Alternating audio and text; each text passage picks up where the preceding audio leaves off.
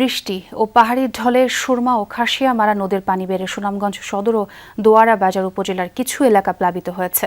দোয়ারা বাজারে খাসিয়ামারা নদীর পানি উপচে তলিয়েছে আজবপুর এলাকার গ্রামীণ সড়ক, ভেসে গেছে পুকুরের মাছ, তলিয়ে সবজির ক্ষেত। সদর উপজেলায় সুরমা নদীর পানিতে প্লাবিত হয়েছে মঙ্গলকাটা বাজার, পানি ঢুকেছে দোকানপাটেও। এদিকে আনোয়ারপুরে সুনামগঞ্জ তাহিরপুর সড়কে ওপর দিয়ে বইছে ঢলের পানি, ঝুঁকি নিয়ে চলাচল করছে যানবাহন।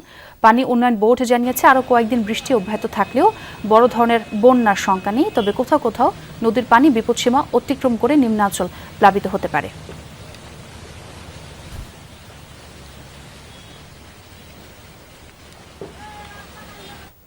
আমরা সুনামগঞ্জে সরাসরি যুক্ত হতে চাই, সহকর্মী সোহানুর রহমান সোহানের সঙ্গে কথা বলবো।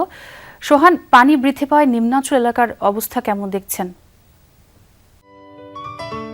সিলন টি রপ্তানিতে শীর্ষে।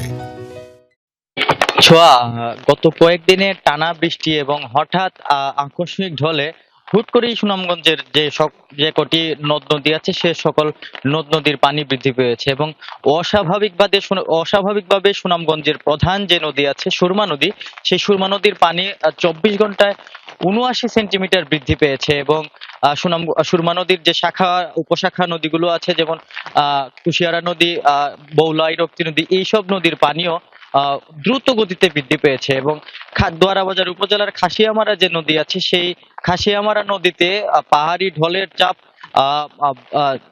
বৃদ্ধি পেয়ে যে সবজি ক্ষেত ছিল, পুকুরের মাছ ছিল, সেই পুকুরের মাছ, সবজি ক্ষেত ইতিমধ্যে নষ্ট হয়ে গেছে। তবে আকস্মিক ঢল যেভাবে নষ্ট হয়ে গেছে, তবে আকস্মিক ঢল যেভাবে আসে ঠিক সেভাবেই কিন্তু কমে যায়। আমরা এখন যেখানে আছি এইখানেও আকস্মিক ঢলের চিত্র আপনারা দেখতে পাচ্ছেন। এই নদী কিন্তু গতকালকেও একদম খালি ছিল। এটি হচ্ছে সুনামগঞ্জের জলুরা চলতি নদীর একটি অংশ।